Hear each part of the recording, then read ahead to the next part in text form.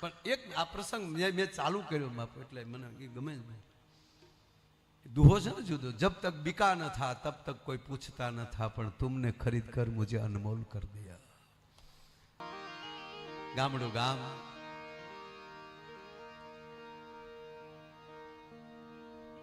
ખેડૂનો દીકરો ખેતી કરે છે ને એમાં કાંઈ ખોદકામ હાલે છે, એમાંથી સમકદાર એક પથ્થર નીકળે છે.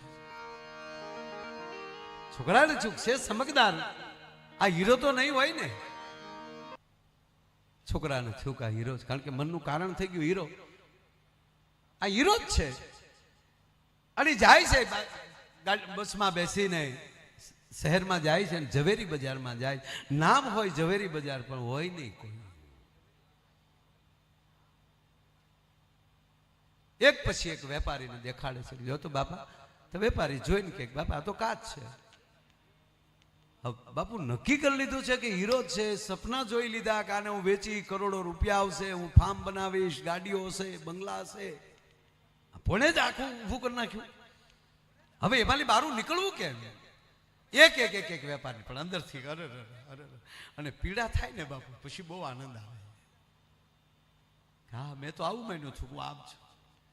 હાજ પડવા આવી, તમામ ઝવેરી પૂરા થઈ ગયા, અને જ્યાં બારો નીકળવા ગયો ને બાપુ, સદગુરુ ગોતી લેતો આવી આવો.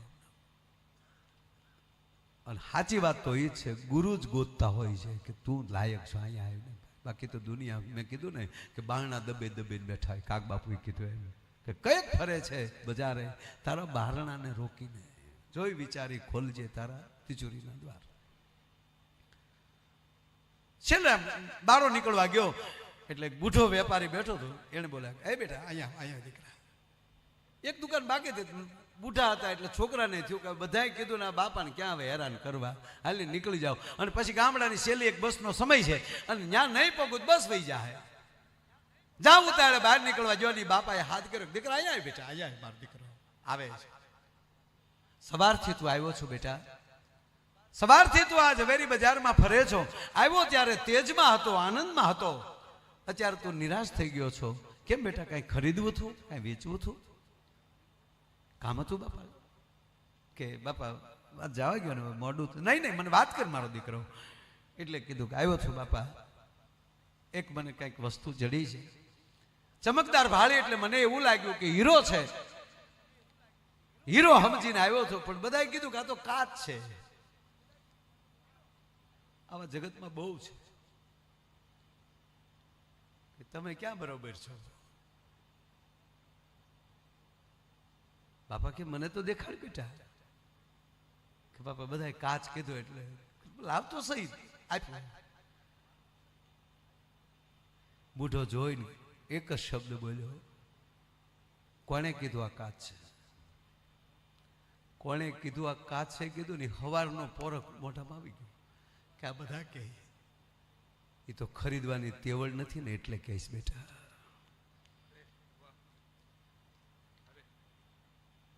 બોલું નથી દીકરા ગધેડાની વાત, દ્રાક્ષ ન અંબાણી પછી કીધું ખાટી છે. હા, એમાં આંબીએ કેમ નથી ને એટલે કાચ કીધું હશે. કોઈ ખરીદવાની કોઈ નામ તાકાત નથી. આખી ઝવેરી બજાર વેચી નાખીએ ને, અને જે કિંમત થાય ને એ કિંમત આની થાય. આવું કિંમતી છે કે હવે હું ખરીદી શકું એવી તાકાત નથી. પણ રસ્તો લઈ લીધો, આ સદગુરુ રસ્તો કરી લીધો. મારી ભેગો આવી, ગુરુ બાપુ માં ભેગા લઈ લે, મારે હારે આવી બાપ ભેગો બે, આગળ ન રાખે પાછળ ન રાખે, ભેગા લઈ લે ને તો જ હરખું દેખાય. હામ હામાં બે હાડે તો જ ડાબુ જમણું થઈ જાય છે. ગુરુ ભેગા લઈ લે, મારી ભેગો મારી. પણ મારા શેઠ, હું ગરીબ માણસ છું એટલે જ કહું, તું મારી ભેગો રહે, હું તને મહેનતાણું આપું, અને તારા હાથે જ આ તિજોરીમાં આ હીરો મૂકી દે, અને ચાવી તારી પાસે રહે. આને તિજોરીમાં હીરો મૂકી દીધો, આની ભેગો રહી ગયો. શેઠ છે અને ધીરે ધીરે પગાર દેતો જાય, અને ઘરે બધું પોગાડતા જાય, અને આને ધીરે ધીરે ધીરે ધીરે એમ કહેવાય કે લાઈનમાં લીધો. સંત કરે આપ સમાન. પારસ મણી તો હોનું કરે છે, લોખંડ મણી નથી કરતું. આ એની જેવું કરી નાખે. નરસિંહ સોરી માં મીરાબાઈ વૃંદાવન વયા ગયા અને અહીંયા ભક્તજનો, કારણ કે ભક્ત મંડળ ઘણું હતું ત્યારે અનુયાયો, ખૂબ માં મીરાના અનુયાયો મેવાડમાં. અને જ્યારે દુકાળ પડ્યા, બીમારી થઈ, ત્યારે અનુયાયોએ બાપુ તેથી આંદોલન કરેલું અને રાણા ભોજને કીધેલું. રાણા ભોજ બહુ પવિત્ર હતા, એનો દયર જે રાણા વિક્રમ હતા એ આ બધું કરતા હતા. શું કામ કે આ ભેગા ન રહે, આને જો કદાચ સંતાન થઈ જાય તો મોટા ભાઈનો દીકરો ગાદીએ બેસે, આપણે ન બેસી શકીએ, એટલે આ કોઈ રીતે ભેગા ન રહેવા જોઈએ. મીરા તો અહીંયા રહેવા જ ન જોઈએ. એ બહુ મોટી વાત છે. માનત જાઓ, મહારાણા પ્રતાપની હગી મોટી માં છે. વાત કરવા બે માં તો મજા આવે એવી વાત છે, પણ વચ્ચે નથી સમજ. પણ ટૂંકી વાત લઈ લો કે આને રાજા બધાએ કીધું કે જાઓ માં મીરાને લઈ આવો. આ એને લીધે ભજન વયું જ્યું મેવાડમાં, એટલે દુકાળ પડ્યો છે, એટલે બીમારી. રાણા ભોજ માં સાધુ બનીને વૃંદાવન જાય છે, માં મીરાની કુટિયાએ પહોંચે છે, ભિક્ષાન દેહી, અને માં કાંઈક દેવા આવે છે ત્યાં કે એ નથી જોતું, હું માગું એ આપો.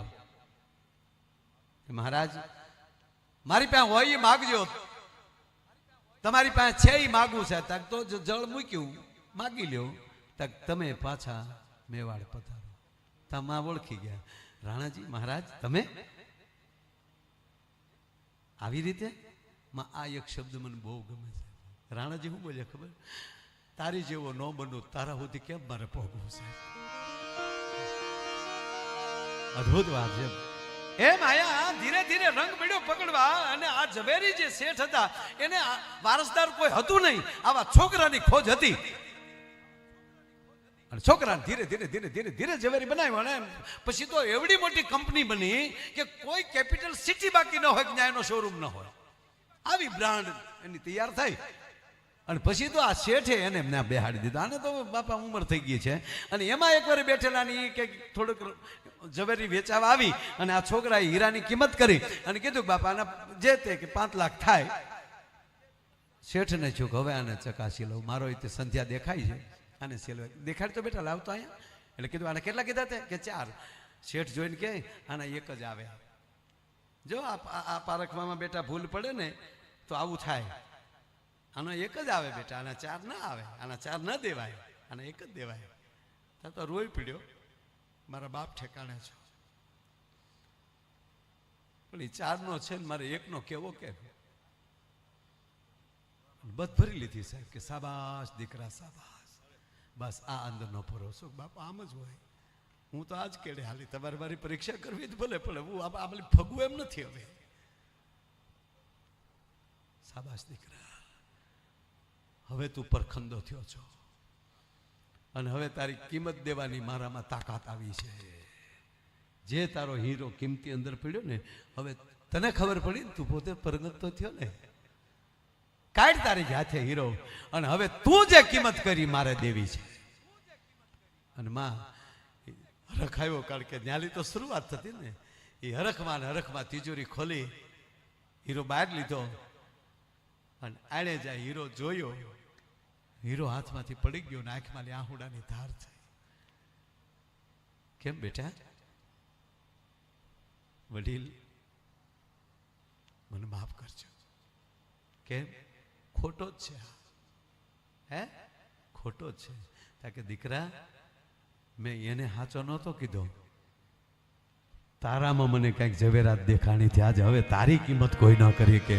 હવે તો તને ખબર પડી ને તારી પાસે હું હતું ને આજે હું થયું છે. એમ ઘણીવાર આપણે કાચના રમકડાની કિંમતો કરી નાખતા હોય છે, અસલીમાં આપણે હું છીએ એ તો આપણો સદગુરુ જ ગોતી દી દેતો હોય કે આવી દોસ્ત, અને હવે તે ખરીદ્યો છે. હવે કોઈના બાપની તાકાત નથી. જબ તક બિકા ન થા તબ તક કોઈ પૂછતા ન થા, પણ તુમને ખરીદ કર મુજે અનમોલ કર દિયા. એમ આવો રૂડો જ્યારે અવસર હું તો પહેલી વાર આવ્યો છું. માને તો ખૂબ સાંભળ્યા છે, પહેલી વાર 9 દિવસ દ્વારકા આખી કથા સાંભળવાનો મને લાભ મળેલો. દ્વારકામાં બીજી વાર પાછા ત્યારે મારો પ્રોગ્રામ, ત્યારે દિવસે હું વહેલા આવી ગયેલો. આજે માં દિવસે મારે વહેલા આવી આવું હતું, પણ આ હરાદ હાલે છે ને, ત્યાં ભાઈબંધ મારા બાપાનું હરાદ પમદી હતું ને, હવે પાછા એ આવ્યા હોય એમ કે અમે તમારા બાપાના હરાદમાં આવ્યા હતા, તમે અમારા બાપાના હરાદમાં આવજો.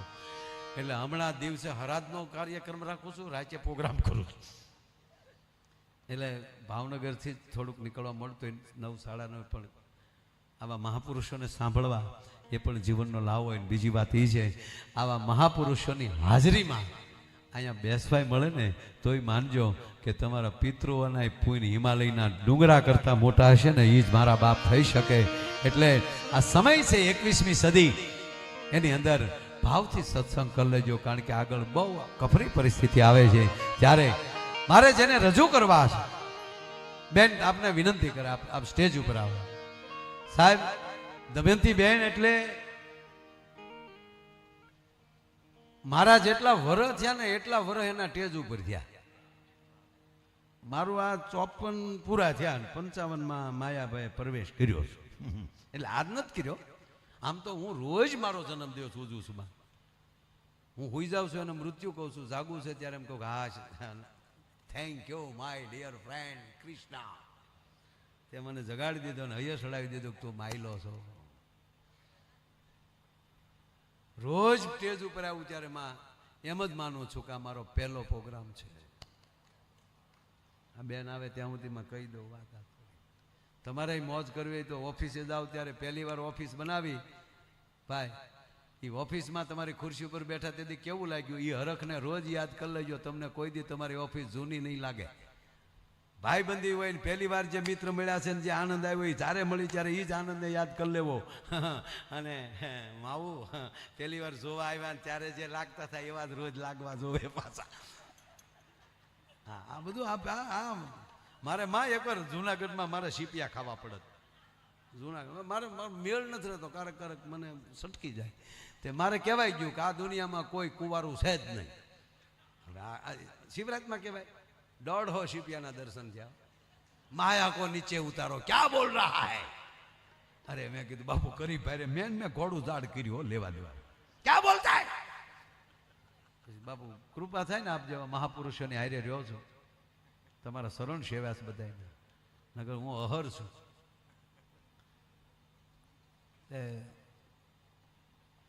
મેં કીધું પેલા મને સાંભળો, પૂરું કરવા ગયો પછી મારું પૂરું કરી નાખજો. પેલા મારું વાક્ય પૂરું કરવા ગયો તો એક મહાત્મા જે આપણે ગિરનારી બાપુ કરતા 10 ગણા તેજ હો, ક્યાં પૂરા કરે. અરે મેં કીધું તમારા લગ્ન ભી હો ગયા હૈ. અરે ક્યાં બાત કરતા હૈ. બીજા બે બાપુ કે પણ બોલને તો દો ઉસકો, માયા અચ્છા હે બોલને દે. ક્યાં બોલ બોલ માયા ભાઈ. નહીં બાપુ અહીંયા બેઠા એ બધાના લગ્ન થયેલા છે, તમારા લગ્નમાં અમારા લગ્નમાં થોડોક ફેર હતો. તમારા લગ્ન થયા એ સંયમવર કીધો ગુરુના દેશમાં પરણે શબ્દ ને સુરતા નાર. સદગુરુના શબ્દે સવારામ બાપાએ લખ્યું એટલે મને યાદ આવી ગયું. સદગુરુના શબ્દે તમારી સુરતા નારીએ ફેરા ફેર્યા, એ પણ સંયમવર હતો ગુરુના દેશમાં. તો બધા બાપા કે અચ્છા માયા બહુ અચ્છા હે, માયા બહુ અચ્છા હે. હું આશ નગર સપનામાં શીપિયા આવત.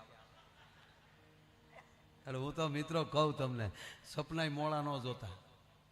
પછી મેં બાપુને કીધું બાપુ આપકા संयमवर जो सदगुरु के जो दरबार में जो देश में जो हुआ था तो शब्द और सुरता ने फेरा फर लिया, तो आपने दीक्षा ली, हमें मांडवे में फेरा लिया, हमने रिक्शा ली. બે ત્રિગુણિત માયા. અરે હકીકત કહું, સપના મોડા ન જોતા. આમ સપના આમ આમ હુતા હોય ને સપનું જોતા જ લાગતો હોય ભાઈ ભાઈ એમ જાગીએ તેમ થયું કરે રે રે રે પાછું સપનું આવે. સૂતી રે સૂતી જોયા કરું શામને, જાગું તો જાદવ વયો જાય. એક સપનાની એક વાત કહી અને બેનને રજૂ કરું ઉપડી. એટલે મારો હરિદ્વારમાં પ્રોગ્રામ બા સૌજીભાઈ ધોળકિયા દિવાળી ઉપર કાર્યક્રમ રાખી ભાગવત કથાનો રૂડો આવ્યો છે અને મારો પ્રોગ્રામ. મેં કીધું 2 દી અગાઉ જાય તો 2 દી હરિદ્વારમાં એમાં રહેવાય. એટલે હું જતો હતો અને દિલ્હીથી દેહરાદૂનની ફ્લાઇટ પાછું લેતો હતો. એમાં સૌજી કાકાનો ફોન આવ્યો, આ વાત ધ્યાનથી સાંભળજો. અને આમાં નકર રાણીક બાપુ ઘણા ઊંધું સમજે, અડધું સાંભળે ને એમાં તકલીફ પડે. હવે ધ્યાનથી સાંભળજો, જોજો આપણી એન્ટ્રી જોજો. હવે આ એક વાતમાં તમે જોઈજો તો ખરા, પણ ધ્યાનથી સાંભળજો નકર પેટમાં દુઃખ છે. માં હું દેહરાદૂન જવા માટે જે ફ્લાઇટમાં બેસવા જતો હતો દિલ્હી, ત્યાં સૌજીભાઈનો ફોન આવ્યો. સૌજીભાઈ દોડે ભાઈ કેટલે? મેં કીધું બસ ફ્લાઇટ હમણાં 10 મિનિટમાં ઉપડશે, અમે ગેટ ઉપર જ છીએ અને 40 મિનિટમાં દેહરાદૂન ઉતરી જશે. મને કે ના, ત્યાં ગાડીઓ ઊભી છે, સાજિંદાની ગાડીઓ નોખી છે, તમારી ગાડી અલગ છે અને 2 ગાડીઓ છે, ચિંતા ન કરતા, અને હોટલ ને બધું રખાઈ ગયું. બરાબર સવજી કાકા 2 દી મારે અહીંયા રહેવું છે, પણ એક ખાસ પ્રોગ્રામ પમદી છે, તો હમણાં કોઈને ખબર ન પડવા દેતા કે હું આવ્યો છું. જવો તો ખરા, નહીતર બધા સેલ્ફી લેશે અને હેરાન કરશે. ના, મને કે કોઈ નથી કીધું તો સારું. અમે ગયા. હવે જવું બાપુ, રાતે 8 વાગ્યા પેલા ગંગા સ્નાન કર્યું, આરતી કરી, અને પછી જ્યાં હોટલે જે રિસોર્ટ રાખ્યો હતો ત્યાં 8 વાગે પગ્યો. ત્યાં રામદેવ બાબાનો ફોન આવ્યો. મને કે કહેતા નથી હરિદ્વાર આવી જાવ?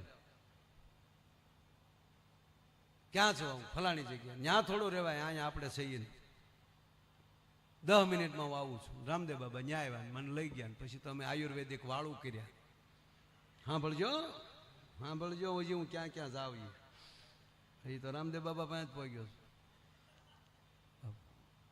आयुर्वेदिक वालू કર્યા. कैसा चल रहा है? बहुत रेडी हाल है, बहुत रुपये उठते हैं आपके प्रोग्राम में. उनको कहजो ने આપણે અહીંયા ડાયરો કરશું. સુઈ ગયા. 4 વાગે વહેલા જાગ્યા. 4 વાગે અમે યોગ ચાલુ કર્યા. 4 વાગે યોગ ચાલુ કર્યા. 1 કલાક યોગા કર્યા. 1 કલાક બાપુ પાછા સિવિંગમાં ગયા. એ આમલી ધૂપકો ખાય, હું આમલી ધૂપકો ખાઉં. કારણ કે આપણે માલ સરતા સરતા બધા ગુનામાં નાયા હોય તો સેવિંગ પર હું આપણી પાસે. કલાક એ ધબધબાટી બોલાવી, નાશ લીધા. બરોબર આયુર્વેદિક નાસ્તો કરવા 6 વાગ્યો, 6:15 થયા છે. આમ જાય નાસ્તાની ડીશ આવે તા મોદી સાહેબનો ફોન રામદેવ બાબામાં આવ્યો. મોદી સાહેબે કીધું, બાબા લાઈવ કેમ નો છે? લાઈવ કેમ થાવ? માયાભાઈ શું વાત કરો? આપો એને. ક્યારે આવ્યા? કાલે આવ્યા. હજી 2-3 દી રોકાવાનું છે, નાસ્તો બાકી છે. મને કે નાસ્તો કરે ને માના, હું દિલ્હીથી નીકળું છું, આપણે હારે નાસ્તો કરી. કલાક ખમી જાય. માં અમે કલાક વેઇટ કર્યા. હજી કલાકની માથે 5 મિનિટ ગઈ ત્યાં મેસેજ આવી ગયા, સાહેબ 10 મિનિટમાં પહોંચે છે. પ્લેન ઉતરી ગયું છે અને સાહેબ 10 મિનિટમાં પોગે છે. માં તા મારે જગાઈ ગયું. અને પછી જે મેં ઓશિકાને ઢીકા માર્યા કે 10 મિનિટ તો હુવા દીધો હોત તો તારા બાપ ભેગા થઈ જાતા. આ સંસાર ખોટો કે સપનું ખોટો, એની કરતા જ્યાં મોજ આવે ને એ મોજ લઈ લેજો. અને આવા મહાપુરુષના ચરણોમાં મોજ લઈ લઈને એનાથી બીજો ઉજળો મોજ જ નથી. અને એવી વાત અહીંયા મેં પૂરી કરીને બેન શ્રી દમયંતી બેનને વિનંતી કરું કે આપણું ગુજરાતી સાહિત્યનો પરિચય છે. આણે જેટલા ગુજરાતી ગીતો ગાયા અને ભવિષ્યમાં દિવાળીમાં પછી હવે જો કોઈ ગુજરાતીને પદ્મશ્રી મળે તો એ દમયંતી બેનને જ પદ્મશ્રી મળે. સાહેબ કેવા કેવા ગીતો.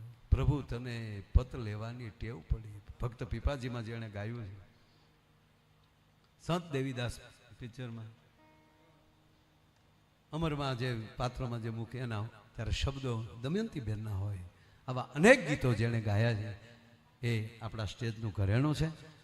તો વિનંતી કરું બેન શ્રી દમયંતી બેન બરડાઈને તાળીના ગળાથી વધાવો. બેન શ્રી દમયંતી બેન બરડા.